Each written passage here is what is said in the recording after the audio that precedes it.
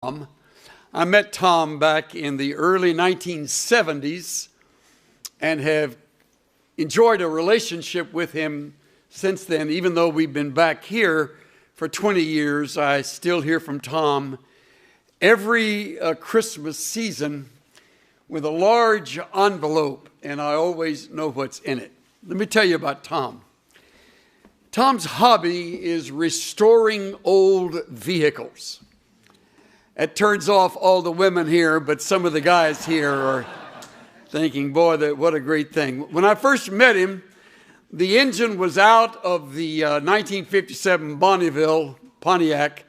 Came out that year with a brand new style called the Bonneville, and it only came out in a convertible 310 horsepower engine, which was on the floor of the other part of the garage. And his head was down in the frame area doing something with the chassis.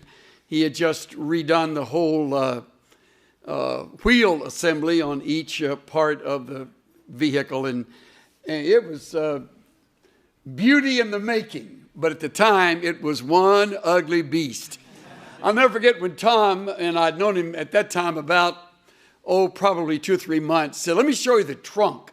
So he manipulated away because it had been rusted closed, and he finally got it open. He said, you could lay 7 bodies across here and still have room for the weapons. And I thought, do I want to be a friend with a guy like that? And I did want to be a friend to Tom. Every year he sends me, you guys will get a kick out of this, Abandoned Autos calendar every year. Every year. On the front of this one appears in the November part of the calendar, and it's an old 1957 Thunderbird. Back in the days when it had the little porthole in the rear. Some of the ladies know about that. I'm proud of you. That's terrific. But, you'd never know it as you look at this, because this is the result of what Tom would call neglect. Neglect. He used to kind of train me as we would go through the calendar together, and we'd look at one car after another, a Nash, a Hudson, an old Chevy, a Plymouth. Remember those days? And no, you don't. And Studebaker, and on and on. Here's an old Chrysler 46 sedan. Right after the war, they made them again. And Tom would say, the cars just haven't been loved. Most of them have been abandoned, which is what the name of the calendar is, and it hanging on a rusty nail in my garage every January, and remember Tom every time I look at it. He said, all it is neglect, because he said, a car is made to drive. First of all, he said, you're supposed to love it. I've never gotten to where I love a car, but I do drive a car. And he said, you need to really put a little speed on it at times, because it's made for that, especially if the engine's large. And it's the kind that can be driven with excessive speed. He said it's really fun. So when he finished the Bonneville, I kind of slipped that in, didn't I?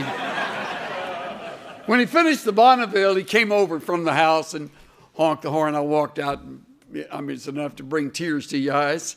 And I said, oh man, that thing is gorgeous. He said, hop in.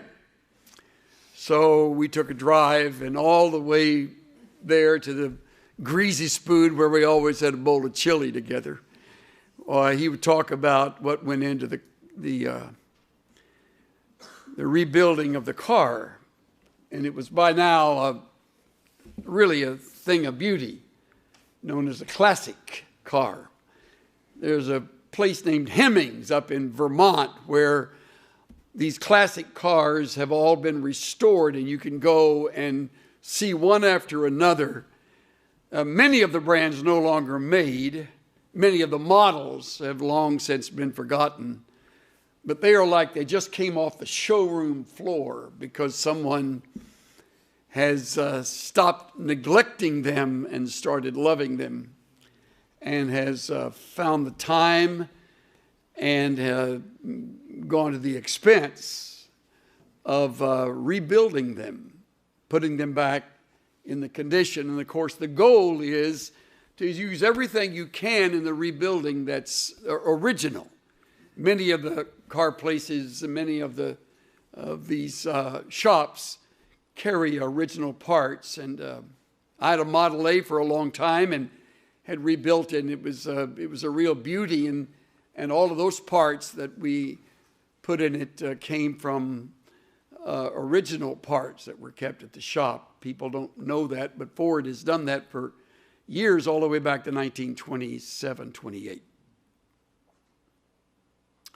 When I got the calendar yesterday and began to look at this, I realized that we are just the opposite. We are just the opposite. We are not made for racing. We're not made for speed. We neglect the most important thing in our life when we add noise and speed to our world. If we don't have that with cars, they sit in the woods and finally just decay. In fact, one of the pictures is incredible. There's a tree growing up out of the hood. The hood's been pushed back. It's in the woods up in New Hampshire, as I recall, and this tree is now, the trunk is maybe 15, 18 inches wide as the cars sit there while the tree is grown up in it. When you neglect a car, you ruin it. When you race a life, you ruin it. When you have noise and activity and constant movement, you begin to neglect what your life is all about. It's healthy for a car to go through that, but it's unhealthy for a person to go through that. Gordon MacDonald writes in his book, Ordering Your Private World, few of us can fully appreciate the terrible conspiracy of noise there is about us. Noise that denies us the silence and solitude we need for the cultivation of our inner person. Listen closely. It would not be hard to believe that the arch enemy of God has conspired to surround us at every conceivable point in our lives with the interfering noises of civilization that, when left unmuffled, interesting, uses the term of a auto part, a muffler, when left unmuffled, usually drown out the voice of God. He who walks with God will tell you plainly, God does not shout to make himself heard. I think it was C.S. Lewis who spoke of God's megaphone when he speaks to us in our times of silence. I'm talking to you this semester again and again about the importance of becoming intimate with your Lord. I spoke earlier about intimacy itself, and then the next time about simplicity. Today I want to talk about the value of silence and solitude. I don't mock you when I do that. I know you're in school. And I know that you are praying for the Lord's return before next week. I know that. I understand that. I did that year after year after year, and he did not return. So I'm with you. I'm hoping he does. But if he doesn't, and years ago we used to have our finals after Christmas, and that was fun. All the time we're trying to celebrate Christmas, we're thinking about that exam and this. But now we've gotten a little smarter around here. We've decided to push them up and let it come before Christmas. I know what you're facing. I understand pressure. I live with pressure. Pressure like I never knew at the seminary, and I didn't think it would ever get stronger than it is here. And it is strong here. It's stronger out there. The noise is louder out there. All kinds of things will crowd into your life, brothers and sisters. And they will beg for your attention. Cynthia and I were having a brief meal the other evening at a little hamburger spot, and across from us was a man who sat with his family, and he had a phone at his ear the entire meal. Rather than visiting with his family, he's talking on the phone, and they're eating their meal looking down as if, as Cynthia put it, they're used to it. Something wrong when we have become so comfortable with a phone in our ear that we can ignore the very priceless few moments with those who bear our name and have our blood. You can get like that. You can form habits right here that can steal the precious moments of quietness and rest and release from all that. And today I come to plead with you. Once the finals are over and a little bit of reprieve is allowed, be still. Be quiet. Slow down. As we often would say to one another when we were in too big a hurry, just cool your jets. Calm down. Because if you don't, you'll be all involved in planning on the next semester or an extra few hours of work or engaged in some other electronic device that you've saved for and will buy and begin to serve instead of the other way around.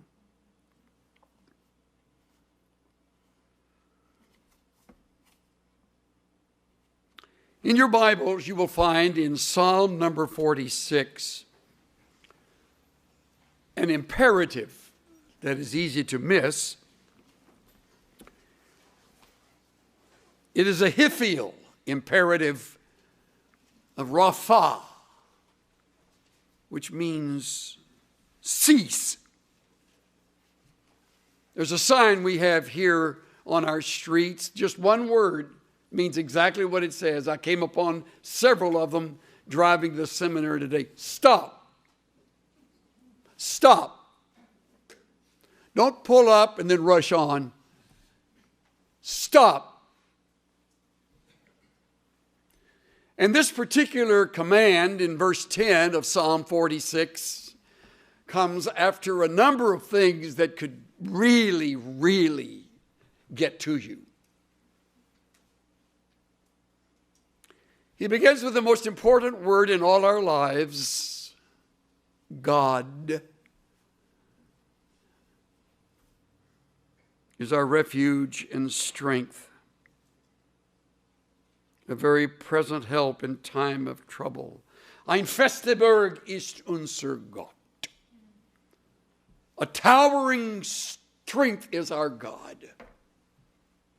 Luther wrote of it in the hymn, A Mighty Fortress, as it's been translated into English, drawn from the 46th Psalm. Because God is a towering strength, not a help, but a very present help, an immediate help, a help for now, right now, today, 9th of December, 2014, right now at 11:06, a very present help. Tomorrow, just when you need him, a very present help. Middle of the night, when you need him, a very present help. Our God is right there. Don't become so familiar with him that you forget that. You will learn all about him, more than you ever knew in your life as you study here, and that's as it should be. But don't let the familiarity breed an indifference. Guard against that. You get like that when your studies stack up and when your pace increases and when your engine runs and rarely idles. Stop and realize that he's God. Look at the situations. In light of what the first verse promises us, a very present help. Therefore, watch closely. We will not fear, though we go through natural disasters. The earth should change. Mountains slip into the heart of the sea. Most of you have never experienced an earthquake. You haven't lived till you've gone through a 6-point or greater. It is the most insecure feeling on this planet, I think. When the foundation around you, or the earth beneath you begins to roll and shift. We had an old grandfather clock in our home in California, which faithfully kept time, faithfully chimed, and it would let us know when an earthquake was coming.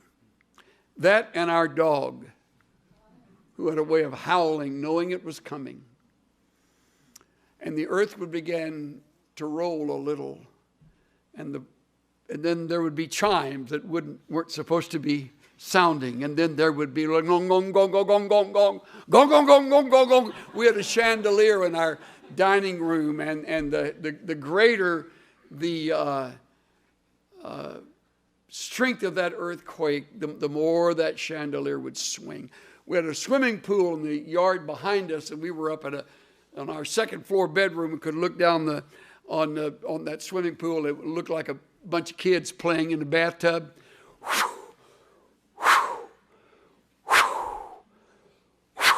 Water pouring out each end as the earth is shifting and changing. And you think, is this the big one?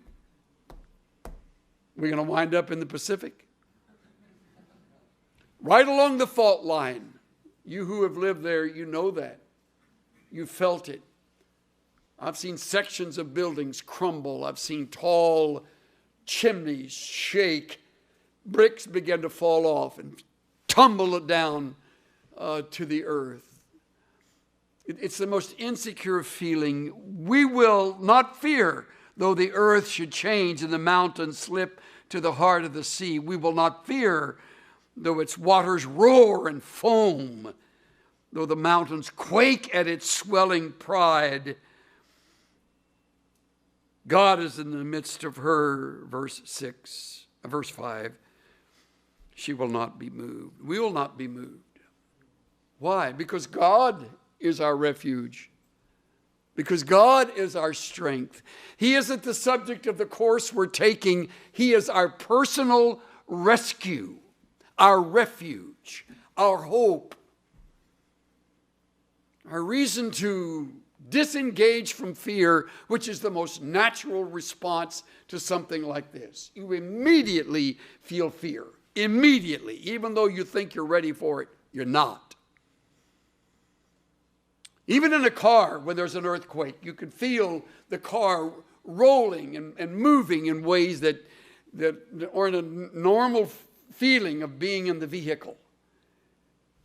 And you're going through it knowing the epicenter may not be that far away.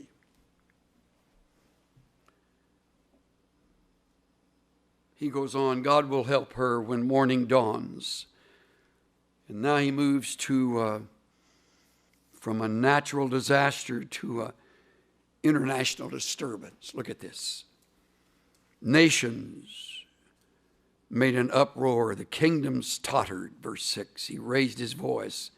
The earth melted. The Lord of hosts is with us. The God of Jacob is our stronghold. Selah. Earlier, Selah, into verse 3. I have a friend who every time he reads Selah, he translates it, pause and let that sink in.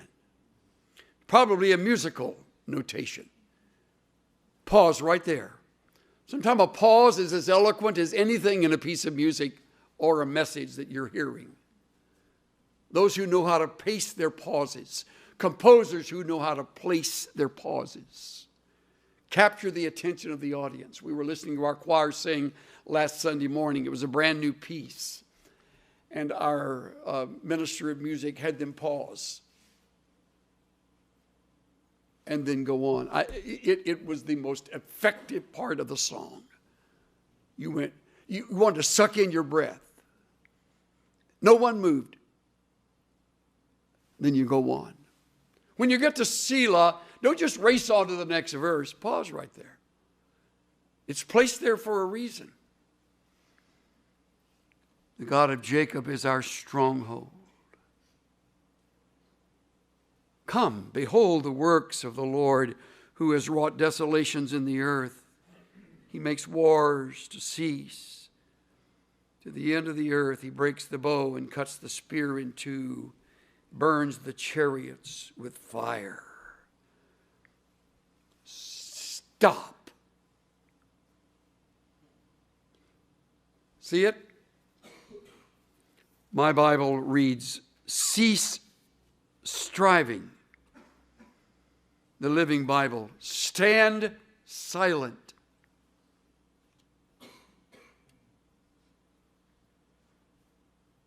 The Amplified, be still and know, recognize, understand, I am God. Moffat, give in. He cries, admit that I am God. Another, stop fighting. Know that I am God. I've always enjoyed Eugene Peterson's message. Step out of the traffic. Take a long, loving look at me, your high God, above politics, above everything. It's an emphatic imperative.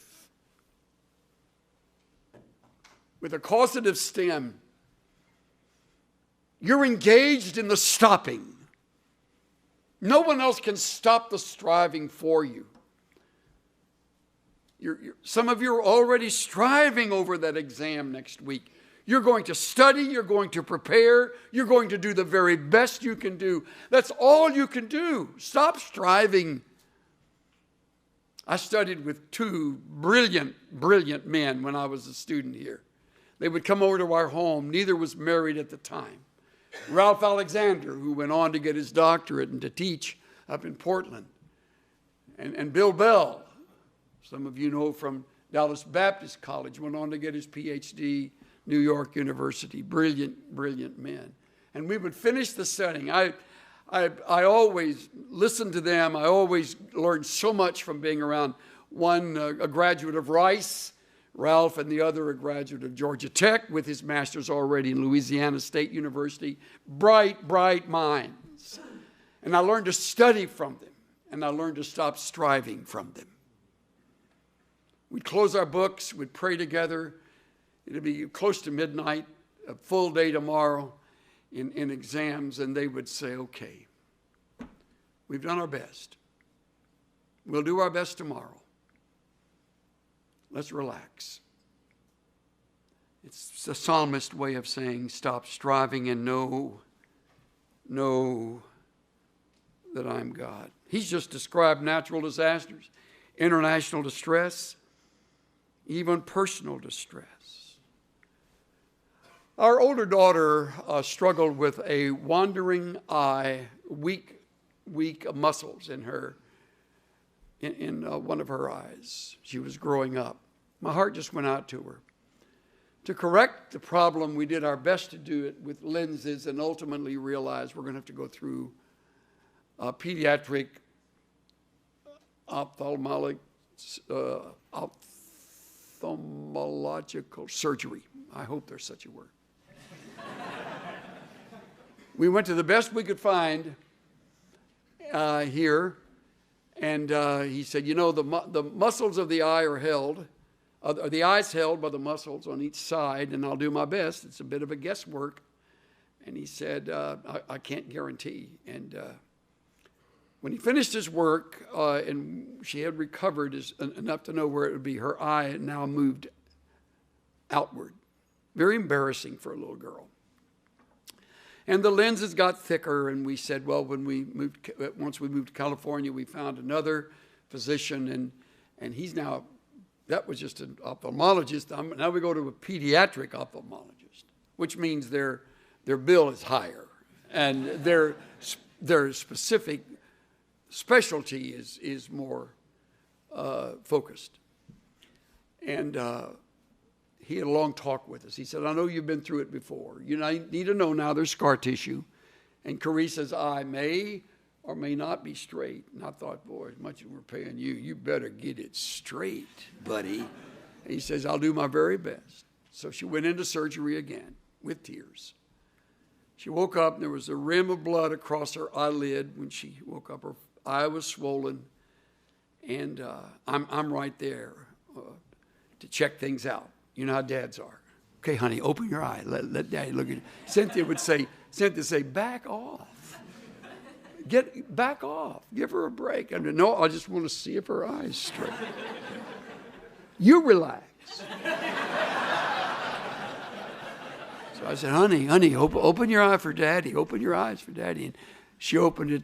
And the doctor told us, it may not be exactly where you want it, but it could straighten out. I said, no, as hard as we prayed, and as expensive as the surgery's been, it's going to be straight. She opened her eye, and her eye looked directly at her nose, completely crossed.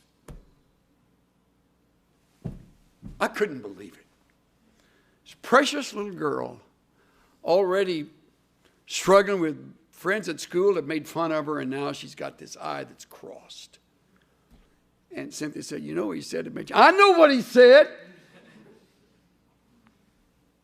It's supposed to be straight, and Carissa begins to cry, and I bolt. I'm thinking, I'm out of here.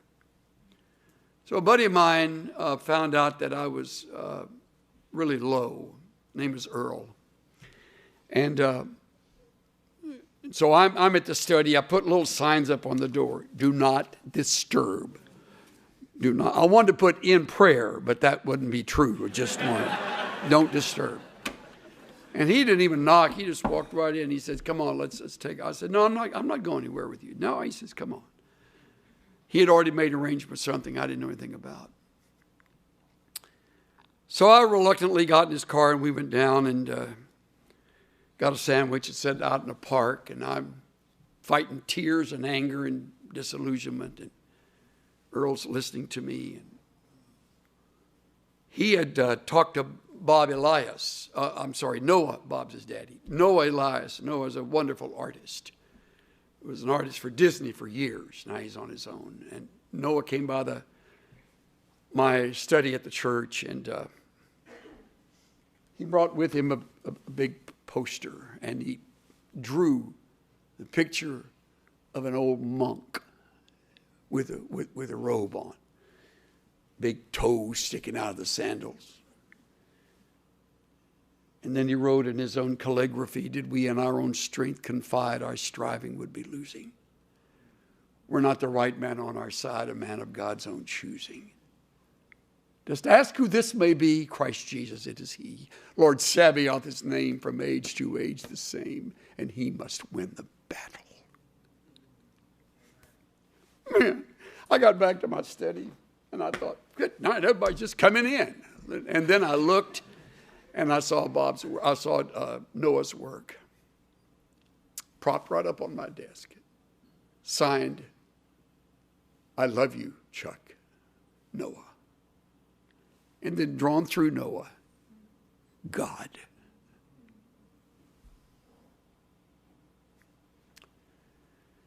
I wish I could say that at that moment the striving ceased, but those words rebuked me. I made a visit to the hospital a day or two later, and the eye had begun to move back. It's the greatest story. And finally, straight as an arrow. Doesn't even wear glasses. And surgery was successful, and God's grace was abundant.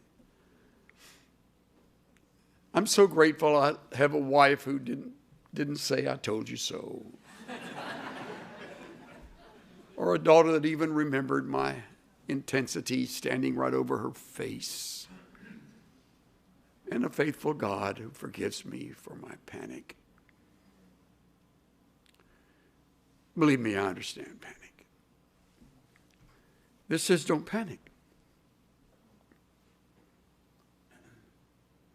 Don't let that seize you. Don't let that grip you. Stop and know that I am God. I will be exalted. 11, the Lord of hosts is with us. The God of Jacob is our stronghold. Pause and let it sink in.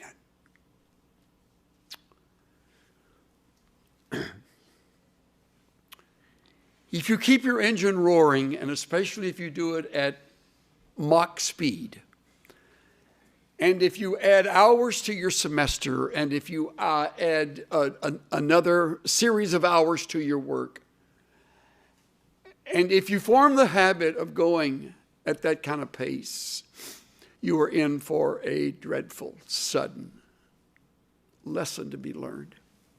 There are consequences that follow. Just like these cars that are abandoned and left because they are overlooked and not running, we can run at such a pace that we fail to learn by stopping. God does great work. Couple of examples. Exodus chapter 14. Turn there.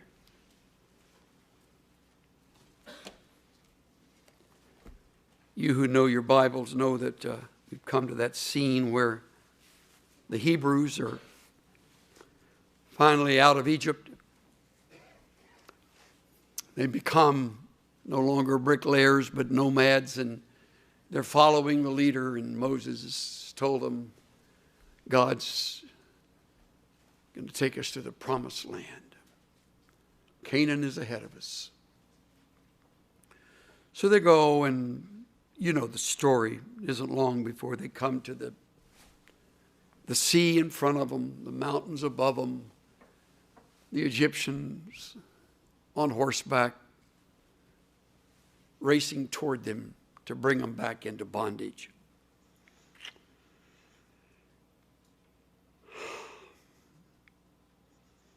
And the people see that, and they realize the impossible cul-de-sac in which they find themselves. And please observe their response. Verse 10 ends, they became very frightened, so the sons of Israel cried out to the Lord. It's not a crying out of trust, it's a crying out of complaint. And then they take on the leader. You'll learn that's true when people find that what you had preached is not working for them. They'll blame you because it isn't working. Many of them will turn against you because they distrust what you have said. It's not working for them. And so now notice, first of all, the sarcasm. Verse 11, Exodus 14:11. Then they said to Moses, is it because there were no graves in Egypt you've taken us away to die in the wilderness? Sarcasm. You mean there weren't enough graves back there when we all had at least a shack to live in? Now we were in the middle of nowhere. But there's also exaggeration. To die. Who told them they were going to die? They're not going to die. But when you're panicked, you go to the worst possible scenario. And then they blame him. Why have you dealt with us in this way, bringing us out of Egypt? What's wrong with you? What kind of a leader are you? Then there's stubbornness. Is this not the word that we spoke to you in Egypt, saying, leave us alone that we may serve the Egyptians? We'd rather be serving Egyptians than be on our own out there in the middle of nowhere with no shelter over our head and no food for us to eat and no water to drink. Leave us alone. And then there's cynical regret. Look at it. It would have been better for us to serve the Egyptians than to die in the wilderness. Moses' response. So impressed with Moses. I identify with him. He's 80 years old. He's been around the block. He's been kicked around. He knows what it's like. He's gone through all of the disillusionment you can go through. He's had experience after experience. And he says to them, look at it. Moses said to the people, do not fear. That's that treacherous enemy fear. Stand by. Military, you'd say, stand down. Psalmist would say, stop. Stop it. And look at what else he says. See the salvation of the Lord, which he will accomplish for you today. For the Egyptians whom you've seen today, you will see them again. Never see them again forever. The Lord will fight for you while you keep silent. Be quiet. Stand still. Be quiet. Stop.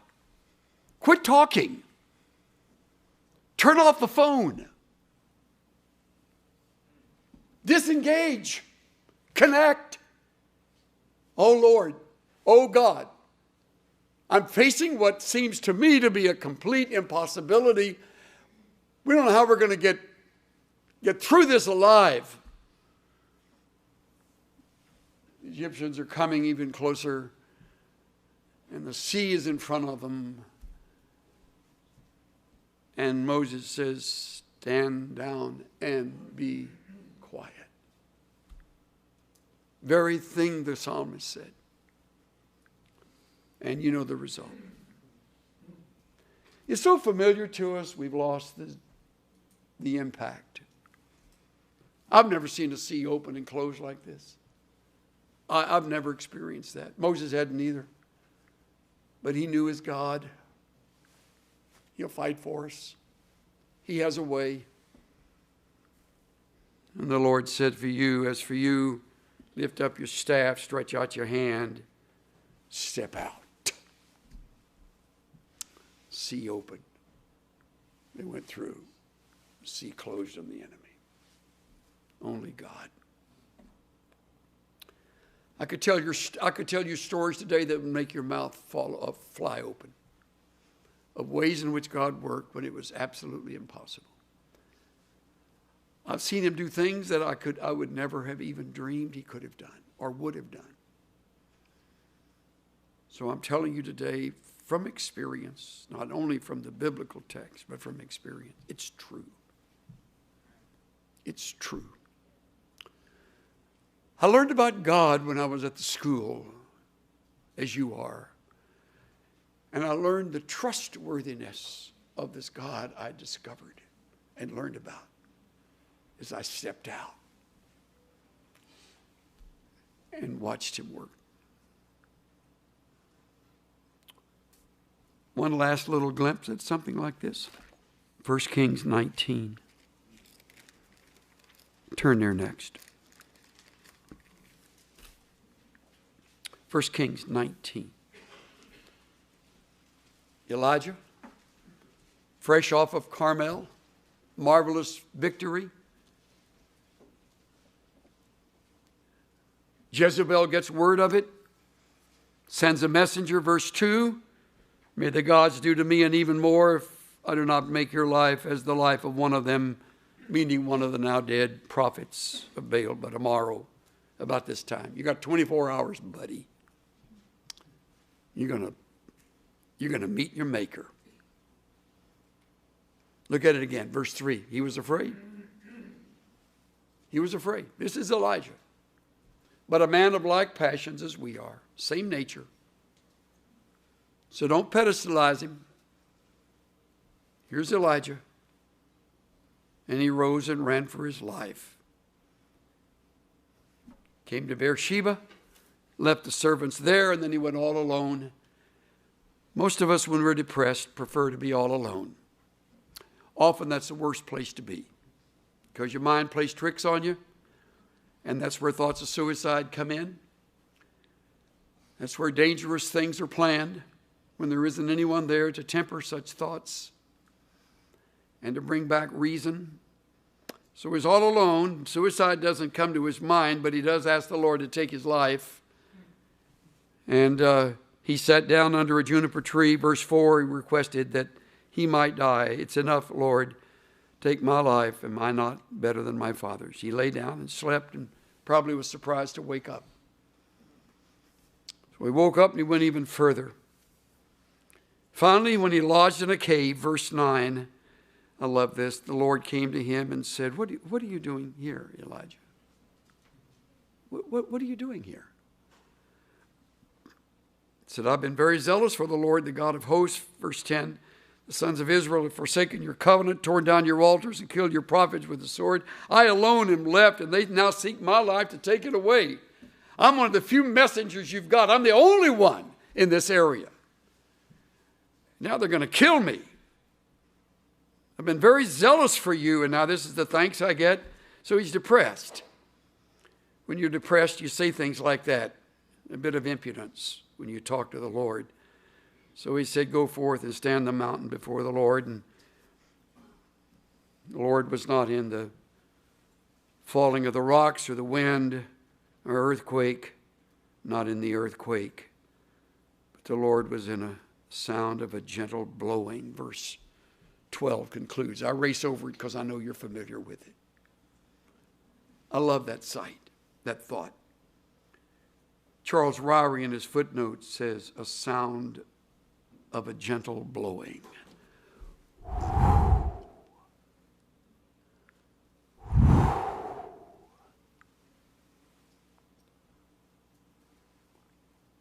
Isn't it great the Lord doesn't rebuke him?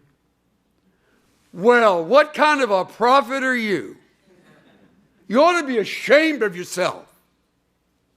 God never, ever, ever does that. He never shames his own.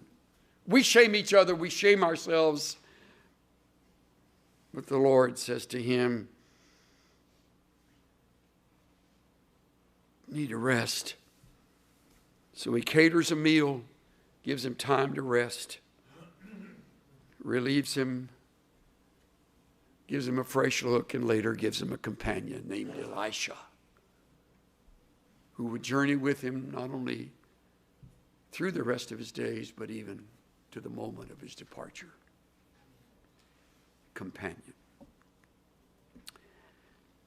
I sure hope you have a friend. Cultivating friendships here. Some of my friendships, Cynthia's and mine, go right back to Dallas Seminary. We met them in 59, they're still friends. We knew them better by 62, 63, still friends. I look in the faces of some of the faculty members, I see classmates, still friends. You can't do it alone.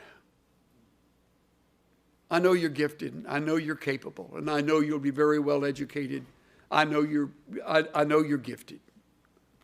And I know God has for you a plan that will even surprise you with his blessing, but you need to be close to others. You need to link up with them. You need to be in touch with them. Like Tom. And 24 others I could name from a place where I haven't been for 20 years. I close with one of the secrets I have discovered for handling times when I would otherwise be fearful. It's a journal.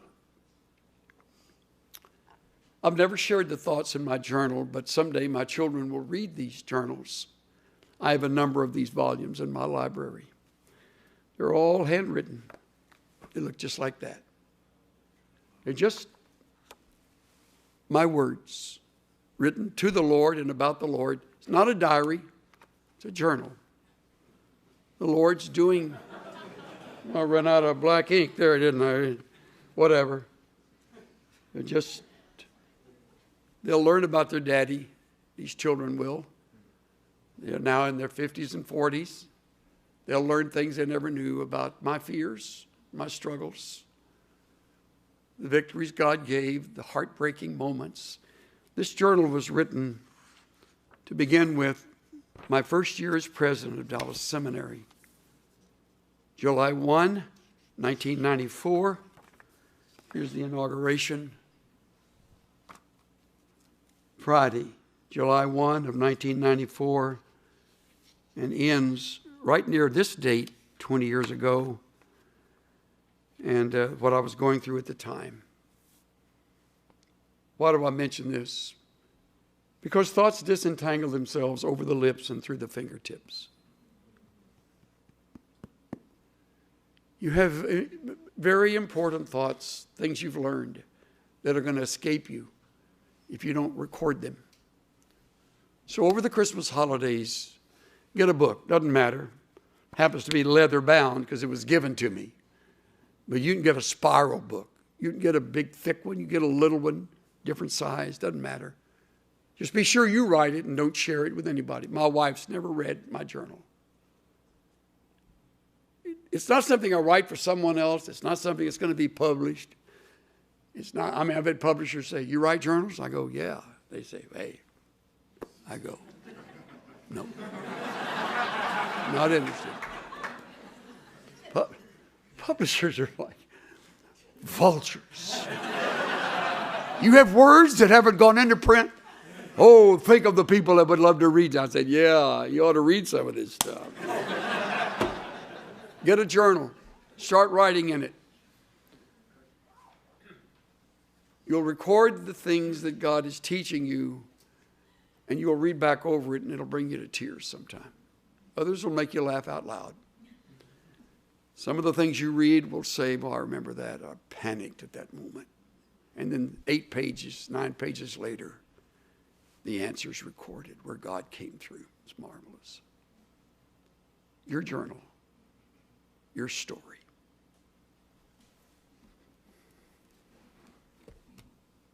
But you won't do it if you don't be still and get quiet. Be still. Be quiet. Learn that He's God. Thanks, Father, for your patience with us over the years. Thank you for bringing us to this day, immature, struggling, stammering though we are. Thank you for understanding us, for your grace, blessing us, for your comfort when we didn't know how you were going to solve a situation. Thank you for your faithfulness, for your goodness, your power.